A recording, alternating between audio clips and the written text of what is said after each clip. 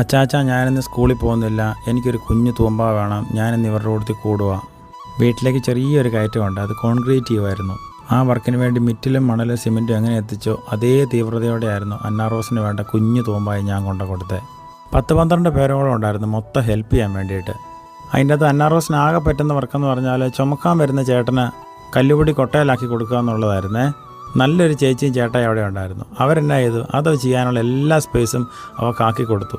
എല്ലാവർക്കും വെള്ളം കൊണ്ട് കൊടുക്കുന്ന കൂട്ടത്തിൽ ഓരോ ഗ്ലാസ് വെള്ളം അന്നാറോസിന് ഞാനിങ്ങനെ കൊടുത്തുകൊണ്ടിരുന്നു.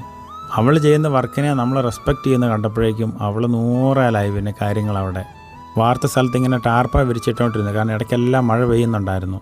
കുറുക്കൻ്റെ കല്യാണത്തെ ഓർപ്പിച്ചുകൊണ്ട് ഇടയ്ക്ക് വെയിലും വന്നുകൊണ്ടിരുന്നു. മഴയും കൊണ്ട് വെയിലും കൊണ്ട് അന്നാറോസ് നല്ലപോലെ ഒരു മനുഷ്യനായിട്ടങ്ങ് ജീവിച്ചെന്ന് പറയാം. ഞാനിവർ 3 പേരും തമ്മിലുള്ള കൂട്ടുകെട്ട് നോക്കി തന്നു, കാരണം അവരൊത്തിരി വർത്തമാനം പറയുന്നുണ്ടായിരുന്നു. അന്നാറോസിന് മനസ്സിലാവുന്ന തരത്തിൽ അവളുടെ എല്ലാ കാര്യങ്ങളും അവരിങ്ങനെ പറഞ്ഞു കൊടുത്തുകൊണ്ടിരുന്നു. അതുകൊണ്ട് തന്നെ ഏതോ ഒരു കോണിൽ നിന്ന് എല്ലാത്തിനെയും നോക്കിക്കാണേണ്ട അവസ്ഥയെന്ന് അതെല്ലാം അവളുടെ സ്വന്തമായെന്നുള്ളതാണ്. കാപ്പി കുടിക്കാൻ കയറിയപ്പോഴും ചോറിനാൻ കയറിയപ്പോഴും അവരുടെ ഒപ്പം ഭക്ഷണം അവളും കഴിച്ചു, കാരണം അവൾ നല്ലപോലെ മടുത്തായിരുന്നു. മാത്രമല്ല നല്ല വിശപ്പും ഉണ്ടായിരുന്നു. എന്തൊക്കെ ചെയ്തെന്ന് പറഞ്ഞാലും ഒരു തലമുറനെ വിശപ്പറിയിക്കാതെ വളർത്തുന്നു എന്നുള്ളത് നമ്മൾ അവരോട് ചെയ്യുന്ന ഏറ്റവും വലിയ പാതകമാണ്. അന്നൊരു ഞായറാഴ്ചയായിരുന്നു. പോകാതിരുന്ന സ്കൂളിൻ്റെ പേര് സൺഡേ സ്കൂളായിരുന്നു.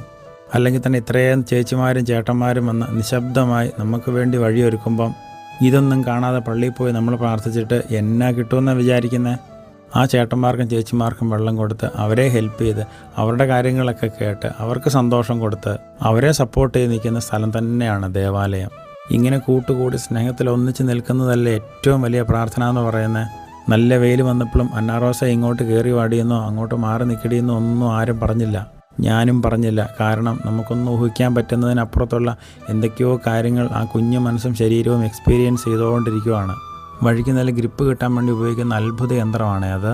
ആ രൂപപ്പെടുന്ന കുഞ്ഞു ചതുരക്കട്ട ഒരിക്കലും മായുകയല്ല വഴിക്കകത്തുനിന്ന്. ഇതുപോലെ നമ്മുടെ ഒപ്പം വളരുന്ന മക്കൾ ഏത് പ്രായക്കാരാണേലും അവർക്ക് മനസ്സിൽ പതിയാനുള്ള കാര്യങ്ങൾ ഇങ്ങനെ ഇട്ട് കൊടുത്തുകൊണ്ടിരിക്കണം.